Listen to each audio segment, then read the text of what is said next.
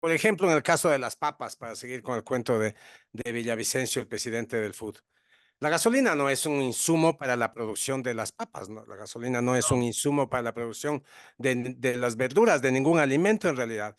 La gasolina es un componente del precio del transporte. Esto de la gasolina es un mito, es una consigna parecida a esa que había en nuestra juventud, Roberto, eso de Ecuador, país amazónico por siempre y para siempre, ¿no? Podíamos dar nuestra vida por el Amazonas. Los gremios del transporte han aprovechado la coyuntura del paro y han negociado con el gobierno para no participar, a ver qué le sacan a cambio de no participar. Y parece que el gobierno les ha dado lo que le pidieron. Esto es Politizados. Una tertulia de Diario Expreso sobre actualidad y política. Yo soy Martín Payares. Yo soy Roberto Aguilar y arrancamos ahora. Sube la gasolina, sube todo.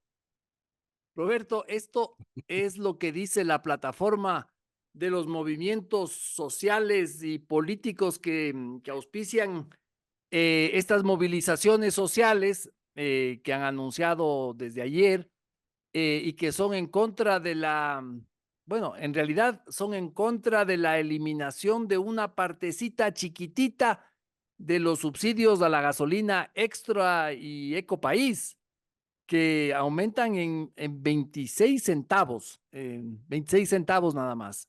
En la plataforma esta de la que hablo está el Frente Unitario de Trabajadores FUT, el Frente Popular, la UNE, que son los educadores, y unas 18 organizaciones sociales más del país. Eh, ¿Tú qué crees? ¿Será cierto que todo sube con la gasolina, como dicen, Roberto? Sube la gasolina, sube todo, dice José Villavicencio, el presidente del FUT. Él tiene toda una teoría al respecto. Él dice que el incremento de la gasolina, no de toda gasolina, de esas dos, Extra y Ecopaís, en 26 centavos, que tampoco es que se les ha quitado todo el subsidio, suben en 26 centavos. Dice que dispara la inflación, dice que encarece los alimentos, dice que agudiza la pérdida del poder adquisitivo de las grandes mayorías nacionales. Es la tragedia nacional. La catástrofe, como dicen los franceses. Bueno, eso mismo lo repiten muchos otros dirigentes, ¿no? Que están promoviendo estas movilizaciones. Le escuché a Pedro Granja, el candidato Pero Granja, presidencial, dirigente de qué es este man. creo que del Partido Socialista, o es No creo que candidato no de... dirige ni su propia vida. Bueno, Sí, bueno, él también está que repite y repite el tema como loro mojado, que básicamente que si sube la gasolina, sube, creo que hasta no sé si lo ha dicho, pero lo podría decir perfectamente, sube hasta la entrada al cine. Y la misma CONAIE, fíjate, la misma CONAIE, que no está participando, al menos por ahora no está participando en las movilizaciones, también repite el discurso que lo ha mantenido desde hace muchísimos años y repite exactamente lo mismo. Hay que escucharle a Leonidas Issa, que aún no se une a las protestas, pero ya está repitiendo la misma cantaleta, ¿no? sí, Que sube la el, gasolina, sube todo. el gasolinazo le dicen ahora. Sí, gasolinazo. Pues la verdad es que no tienen datos, no tienen una manera de demostrar que cuando sube la gasolina, sube todo. El otro día estuvo José Villavicencio en Radio Democracia diciendo que en 6 días de vigencia del decreto ya se había notado el incremento de los precios. Miguel Rivadeneira, el anfitrión del programa de entrevistas en la mañana, le preguntó, oiga, ¿y qué ha subido? Las papas, dijo el otro, las papas, subieron las papas.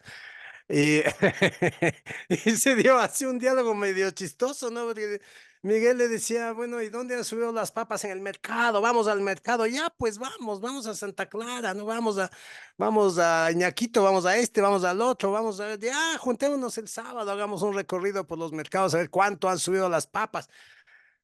O sea, Miguel Rivadeneira parecía súper dispuesto a decir, ya, encontrémonos ya en Naciones Unidas y Amazonas para empezar por el mercado de Ñaquito, para ver cuánto han subido las papas. Del otro ya se le fue por las ramas, no quiso, no llegaron a nada. Eh, pero la verdad es que no podemos saber, quizás en algunos sitios ha subido, pero para saber la verdad, porque esto de ir al mercado a ver cuánto han subido las papas no es muy científico, ¿verdad? Para saber en realidad qué pasa con los precios, tenemos que esperar a fin de mes los datos del INEC que nos darán lo que hace cada fin de mes del INEC, o mejor dicho, primeros días de agosto sería, nos dirá cuál ha sido el precio promedio por mes de las papas o de lo Sí, que fuera. técnicamente hay que esperar, pero también hay toda una experiencia, toda una, unos datos empíricos, ¿no es cierto?, que dicen que las alzas de los combustibles nunca cumplen estos vaticinios fatalistas de los dirigentes sindicales y de los movimientos sociales, ¿no? Que Mm. para ellos realmente es como que llegaran unos monstruos del del mundo sideral y nos fueran a acabar. Mira, luego de del alza de los combustibles por el gobierno de Moreno y de Lazo, el aumento de la inflación fue bajísimo, fue casi nulo. Bueno, porque además ahí se juntó una depresión, etcétera, pero no subió. Sin embargo, las protestas fueron feroces y tuvieron que echarse abajo las medidas. Y eso, Roberto, y eso que en ese entonces, en esos dos casos, se eliminó no los subsidios y tan poquito los subsidios a la gasolina extra y Ecopaís, sino que se eliminó todos los subsidios a las gasolinas y al diésel. O sea, y diésel es lo grande de los subsidios. Ahora, esta vez al diésel no se lo ha tocado, ahí se lo deja, y eso significa que el transporte público y el de carga, que son básicamente los que llevan la mayor cantidad de pasajeros y carga, eh, no hayan sido tocados, ¿no? Porque buses y camiones andan con diésel, no andan con la gasolina. Y además, ya lo dije y lo vuelvo a repetir, sube el 26, el 26. Mira, no, esto no lo había dicho. em, 26 centavos. Pero 26 eso, centavos, lo que significa el 36% de todos los subsidios. O sea, es una partecita chiquita de algo chiquito. el, No, el, no, el 6%, el perdón. 6%, eso es lo El que te seis por entendí. ciento, sí, se me fue el 36. El 6% de todos los subsidios. Estamos hablando realmente de algo muy poquito, ¿no? Pero bueno, O sea, no es exacto decir que el gobierno ha eliminado los subsidios a la gasolina. No, ha eliminado el 6% de los subsidios a los combustibles. ¿Es así? sí, Sí, exactamente. Si juntamos diésel, ¿no? Si sí, que juntamos es la gran diésel, parte. que es la gran parte del subsidio, es apenas del 6% lo que se ha quitado. Ahora, en realidad, Martín, si la cosa fuera estrictamente matemática, me refiero a si el incremento de los precios se diera por razones estrictamente matemáticas, debería ser tan minúsculo que no debería sentirse, porque la gasolina, por ejemplo, en el caso de las papas, para seguir con el cuento de Villavicencio, el presidente del FUD, la gasolina no es un insumo para la producción de las papas, ¿no? La gasolina no es un No. insumo para la producción de las verduras, de ningún alimento en realidad. La gasolina es un componente del precio del transporte. Esos 26 centavos por galón que se incrementan representan un costo marginal en el flete. Digamos que cargas un camión con 500 quintales de papas. La pregunta es, ¿cuánto representan esos 26 centavos por galón en el kilo de papas? Saquen cuentas. A primera vista es muy poco. Lo que complica las cosas no es el tema matemático de que si sube, o sea, no es un asunto de si sube la gasolina, sube todo. Lo que complica las cosas es la zapada, ¿no? La eventual especulación de los vendedores que quieren aprovecharse de esto. Sí, sí. Y mira, hay economistas y economistas muy serios que dicen que esa especulación, que en efecto puede ocurrir en ese momento, las horas siguientes a la subida, ¿no es cierto? Que esa especulación eh, tarde o temprano se termina de corregir. inclusive más temprano que tarde se corrige, porque aquellos que no especulan van a vender más y así van a obligar a los especuladores a vender a las papas al precio del mercado. O sea, quienes quieren vender tienen que dejar de ser especuladores porque siempre va a haber una competencia o por lo menos en una economía de mercado va a haber una competencia y eso les obliga a bajar. De hecho, Martín, tenemos ejemplos muy recientes de eso que acabas de decir. Es que en el discurso de los sindicalistas, el consumidor es una víctima pasiva de la fatalidad. O sea, nosotros somos unos pobres pendejos a los que nos pasan cosas, pero, pero no hacemos nada al respecto. O sea, sube la gasolina, sube todo y el consumidor se jode. Sube el IVA, sube todo y el consumidor se jode, como si el consumidor no tuviera nada que hacer al respecto.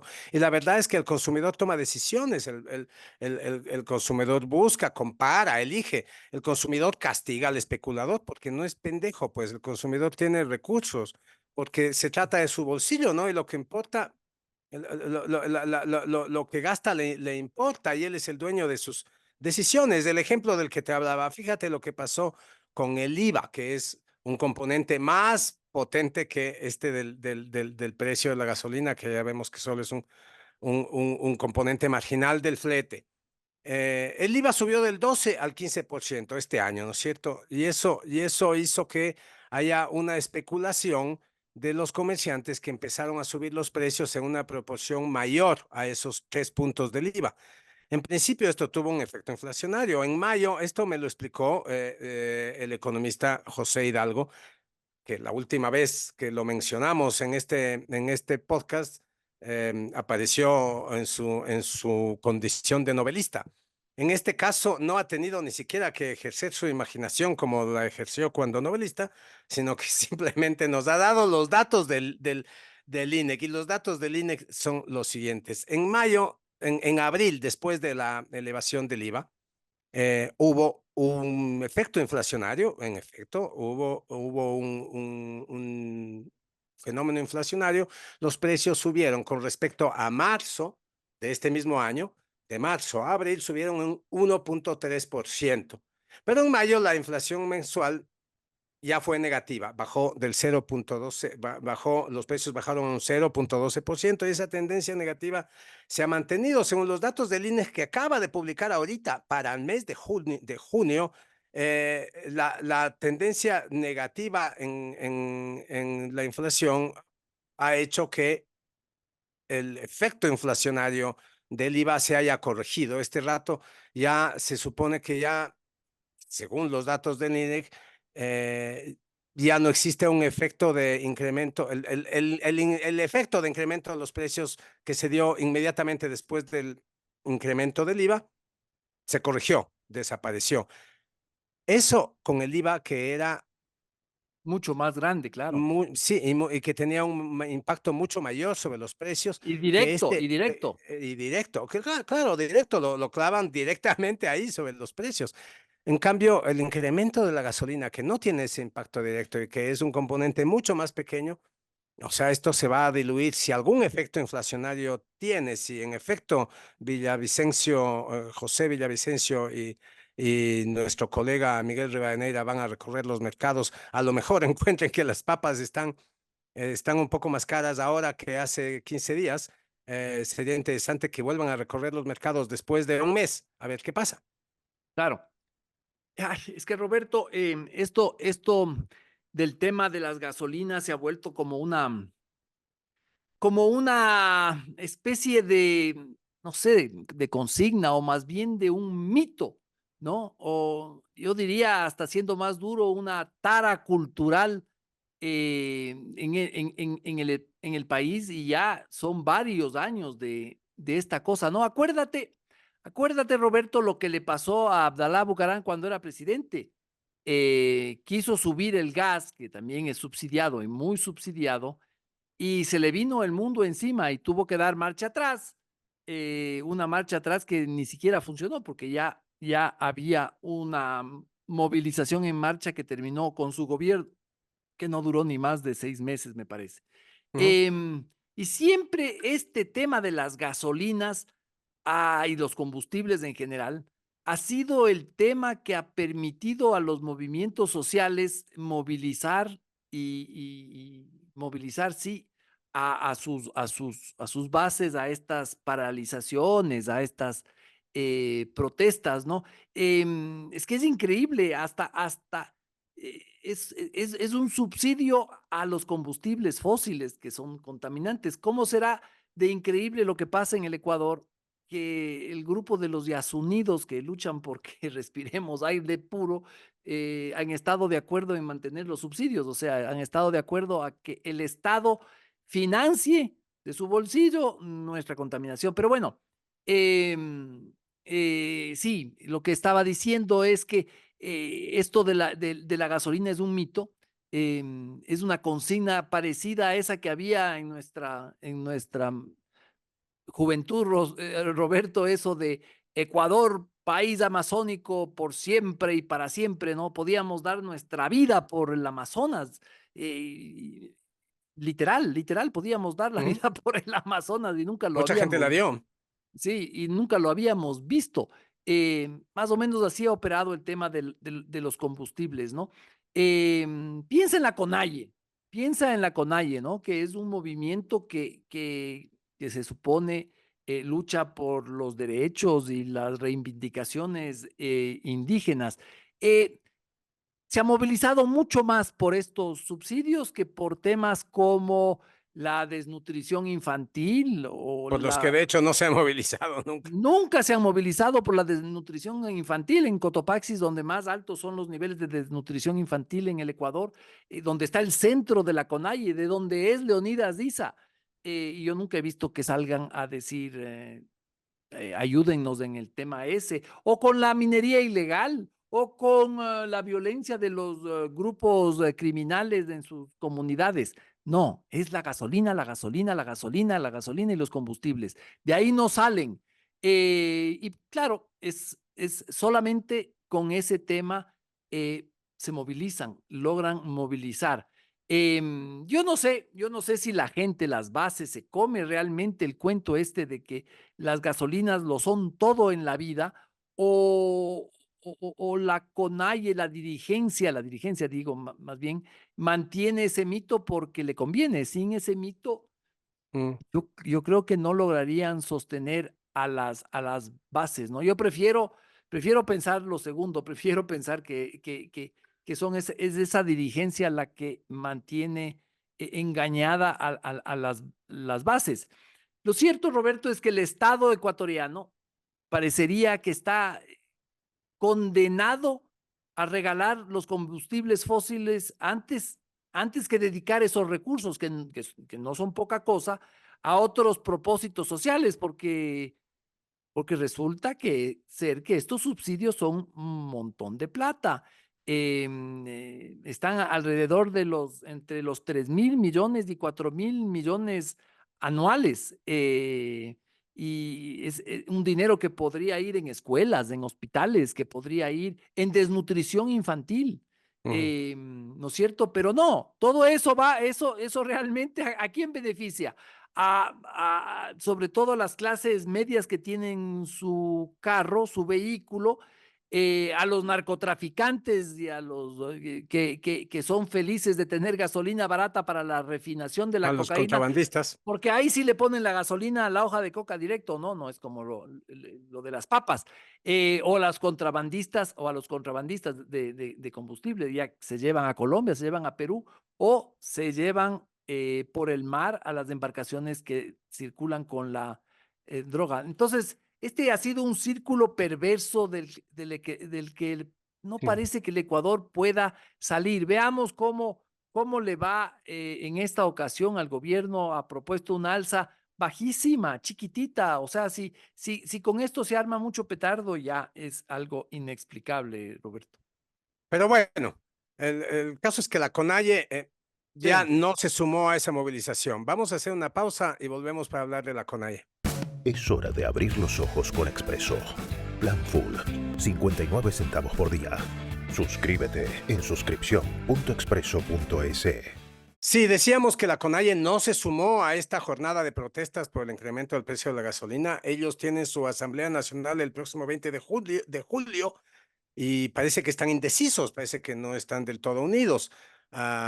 Siempre se dice que la CONAIE toma sus decisiones por consenso. Esto es porque se reúnen en asambleas para tomar esas decisiones. Una cosa es, debo decir, que las decisiones sean por consenso y otra cosa es que se reúnan en una asamblea para ejercer el dedazo, porque eso es lo que en realidad pasa. Es mentira, es otro de los mitos, es que la CONAIE es súper democrática y que consulta a las bases. No, la CONAIE reúne a las bases para decirles lo que dice, para darles el viserazo. No hay nada más antidemocrático, nada más antidemocrático que una asamblea. Eso sí, lo puedo asegurar porque cuando universitario participé en varias. No hay nada más antidemocrático que una asamblea de esas en las que las cosas se resuelven por aclamación, porque cuando las cosas se resuelven por aclamación, es el que lleve más gritones es el que gana.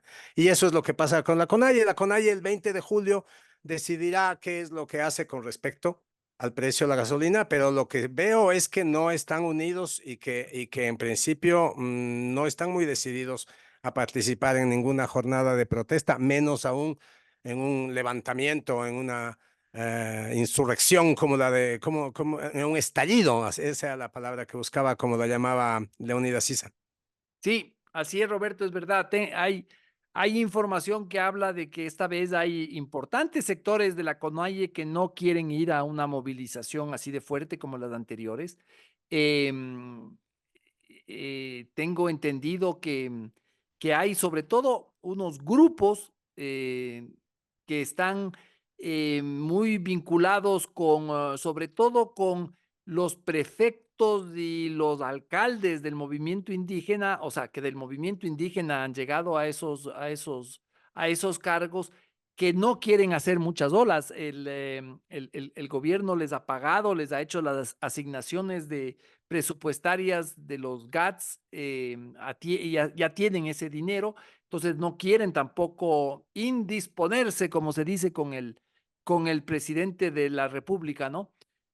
Estamos hablando de algunas provincias, varias. Sin embargo, hay dos que son claves, que tienen prefectos indígenas y que no quieren sumarse a esta guerra casi como la que plantea Isa siempre, ¿no?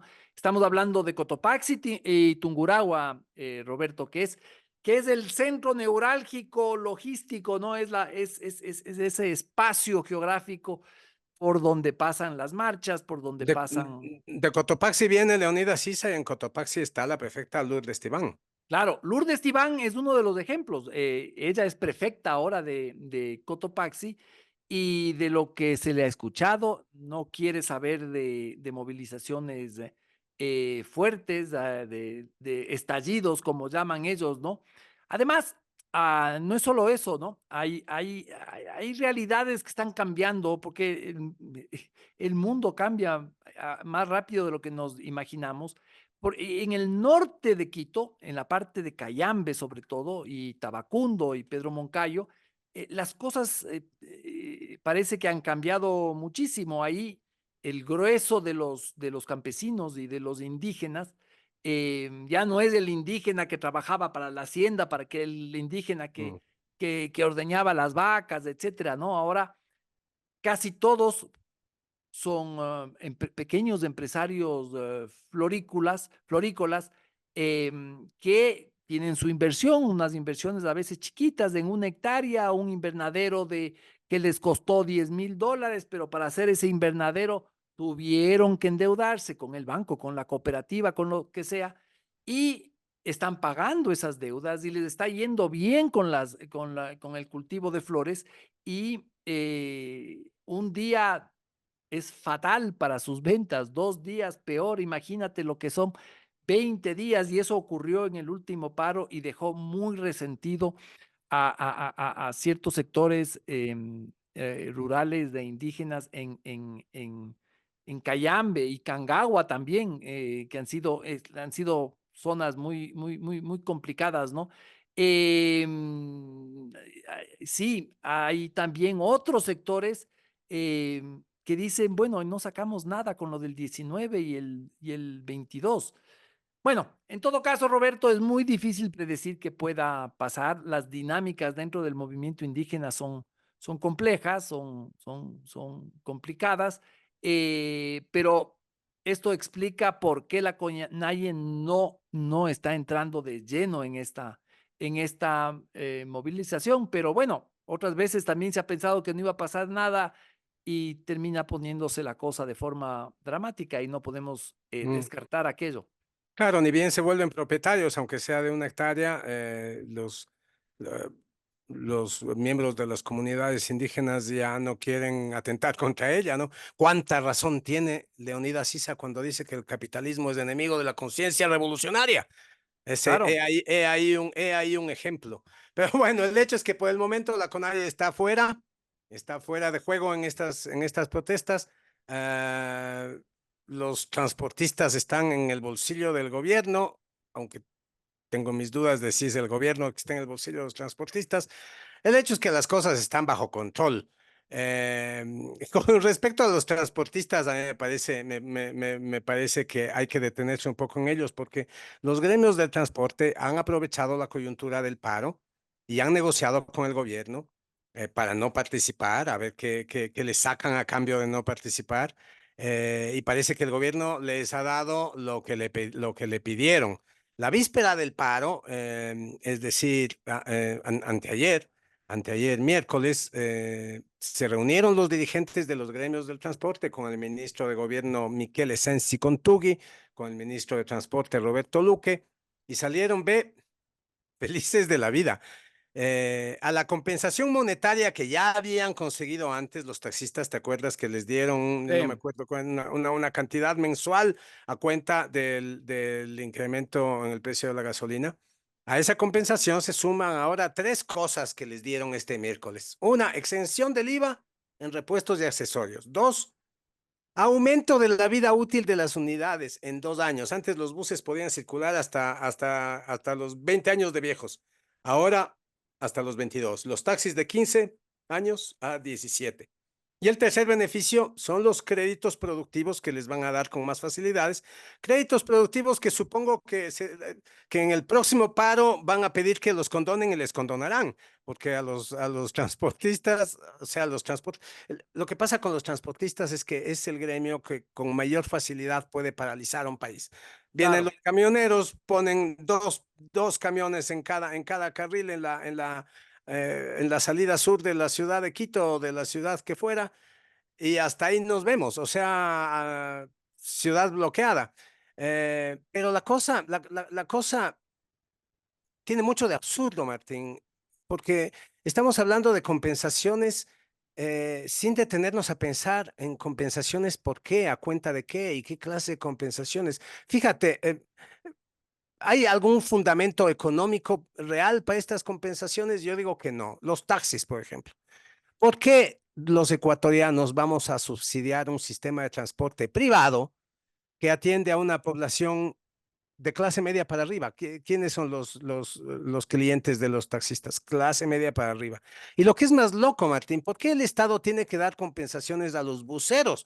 Por ejemplo, con esto del aumento de la vida útil de sus unidades. ¿Y por qué tenemos que dar compensaciones a los camiones de transporte pesado? Cuando buceros y camiones de transporte pesado se mueven a diésel y el diésel no ha claro. subido. Entonces, les estamos compensando de qué. Esto no es una compensación, esto es un chantaje. O sea, están los buceros que se mueven a diésel y que no han sido afectados por esta medida, chantajeando al gobierno para no paralizar las ciudades. Y el gobierno les está dando lo que le pidan. Entonces, claro, ante un gremio tan efectivo, a la hora de paralizar un país, el gobierno está comprando paz social, pero lo hace para perjuicio de todos nosotros. Sí, yo creo que habría que hacer cuentas, Roberto. Decíamos que este levantamiento de los subsidios a la gasolina extra y Ecopaís afecta solo al 6% del subsidio total. Y las gasolinas extra y Ecopaís representan apenas un poquitico del total de los subsidios. Es decir, lo que se está quitando de subsidios es en realidad muy poco, muy poco. Sin embargo, por eso mismo estamos consolidando, o sea, por ese tanto, por ese poquito, estamos consolidando a una casta privilegiada, a un sector intocable, ¿no? Esto va a terminar siendo como el régimen de las castas en la India, que es el de los choferes, que ya ha sido una casta beneficiada, pero poco a poco más y más y más. El gobierno está aceptando, como tú lo dijiste, que el parque automotor sea más viejo. Esto quiere decir, Inaudito. esto quiere decir que vamos a tener un parque automotor más peligroso y más contaminante y más incómodo y más tercermundista. Eh, y, y ni siquiera se le está subiendo el diésel a este sector, em, porque el 99% de los buses andan con diésel. En consecuencia, lo que estamos haciendo es financiar, que el Estado financie el empeoramiento del transporte. Sí, Es loco, es es loco. loquísimo. Es como lo otro, ¿no? Es que el gobierno financia la contaminación de nuestros pulmones con los combustibles fósiles. Bueno, aquí están financiando el empeoramiento del servicio y eso. No, es de loco porque los que reciben compensaciones ni siquiera van a participar en las movilizaciones. Sí, y supongo que el gobierno festeja como un logro el que los transportistas no se sumen a las movilizaciones. Y sí, digamos, sí, es un logro. Digamos que esto ha permitido, por ejemplo, que el presidente, Estratégico, es un sí, logro, digamos, ha sí. permitido que el presidente se vaya tranquilo a Perú sabiendo que aquí no iba a pasar nada, ¿no es cierto? Pero no deja de ser paradójico porque, mira, Martín, desde siempre se han anunciado bueno, no tan desde siempre, digamos que desde el 19 para acá, cuando se han anunciado, cuando se empiezan a correr las bolas de que va a haber una movilización, de que quizás haya una marcha hacia Quito, todas esas cosas, ¿no? El tema gasolina, están preparando protestas por el incremento de la gasolina. Los ciudadanos nos ponemos preocupados pensando en el daño el daño que nos pueden causar aquellos que hacen el paro. Ahora resulta que el mayor daño nos lo han causado aquellos que no hicieron el paro. Entonces, este éxito del gobierno y esta fiesta que el gobierno estará haciendo porque los transportistas no se sumaron al paro es una victoria bastante pírrica, ¿no? Porque los otros, el FUS, la UNE, el Frente Popular, ellos ya se resignaron, ¿no? Lo que querían que fuera un paro nacional terminó siendo, ya no vamos a hacer un paro nacional. Sí, pues, ¿cómo van a hacer un paro nacional sin transportistas? Vamos a hacer unas jornadas de marchas. Entonces, marchas hacia las gobernaciones y eso. O sea, va, cualquier cosa. Aquí lo que daba miedo era que los transportistas se sumen al paro. Y ahora lo que nos empieza a dar miedo es de cuando los transportistas no se suman al paro, porque el precio para que no se sumen va carajo. Sí, nos cuesta un montón. Bueno, además hay otra cosa, Roberto, que yo creo que hay que analizar y debatir, que es a quiénes representan estos grupos que van a salir a las marchas. A quiénes representan? Sí, a quiénes por quiénes luchan, ¿no? Se supone que son los sindicatos, los movimientos sociales.